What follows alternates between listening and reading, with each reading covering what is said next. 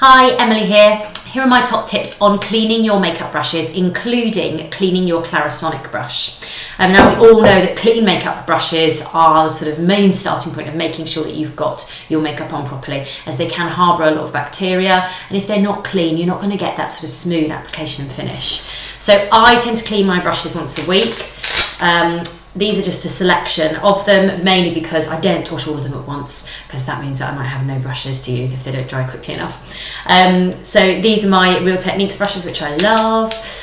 So the way that I do it is I kind of usually set myself out a bit of a station, usually at the sink upstairs, and it's simply a case of I use an antibacterial hand wash sort of thing. So you can use baby shampoo, you can use anything that you're comfortable with putting on your face. So obviously if you have got delicate skin, go for something that is that much more delicate, and you can actually buy special makeup brush washing fluid and that kind of thing.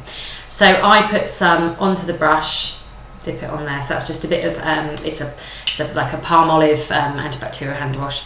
Then I dip it into some warm soapy water, and then to really get the ingrained dirt out, I really wash it around on the back of my hand. So you can see actually, this is one that I use to do my concealer, and there's quite a lot of dirt in that one, so I obviously haven't done that for a while, naughty me. So again, rinse it back into that warm soapy water and give that another good go until you kind of you sort of get the feeling after a few washes where actually the soap stays the same colour instead of turning into whatever makeup colour it is you've been using. So again, one more go in there, and then I've got another bowl next to it of completely clear warm water again. So give the brush a good swizz around in that, and then I've got a towel right next to me. Now I give the brushes a good sort of wipe on the towel. Don't use your best, most expensive, most lovely towel for this job, just in case you haven't got all the makeup out and then you end up with a lovely foundation-y white towel. So dry the brush like that as much as you can, and then to let them air dry, I try my best not to leave them just on a flat surface, because sometimes water can run back into the handle of the brush. If you leave them just sort of over the edge of towel there, can you see, like that, and line them up along there, then any drips that there are can drip away rather than into the brush itself, and I just find that they do dry that little bit quicker.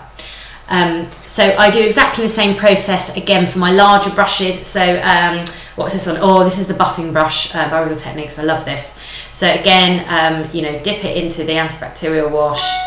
Now you can buy various tools and things which are designed for this. Bobbi Brown do a great one actually, that's really good for doing your makeup brushes, but preferably I just find doing it this way helps, and also doing it regularly is the main thing for me. Now moving on, your Clarisonic brush heads can be treated in almost exactly the same way. I am very careful to wash my Clarisonic brush heads daily.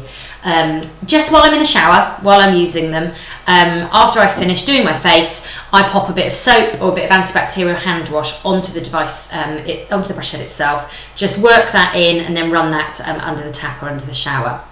But if you want to give them a much better and deeper clean, I would suggest weekly that you soak them. So to do that, you remove the brush head from the device, like so.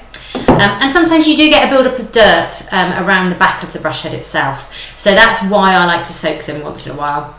So again, I do a very similar process, which is to dip it into the antibac hand wash, and then I really work that in there, because although you probably don't get much build up on the top of the bristles, you can get some down at the bottom there that's trapped in there, and that absolutely is not what you want to be rubbing in your face when you're cleansing it, is it? Okay, so that's nice and soapy now, and even if you want to, you know, you can work around the back. If you've got a build up of dirt, just a cotton bud around the back will remove any of that. And I'm going to put this one to soak now into my not my soapy water, my clean water that I've got here. So I'm going to leave that in there to soak. It's nice warm water. You can leave that in there until when you next need to use it, and you really know that it's broken down. I would give it another rinse before you put it on your face, just to make sure. Now with the Luxe brush heads, I don't know if any of you have used these, but these are so soft, they're amazing. If you want to hear more about them, you can click here.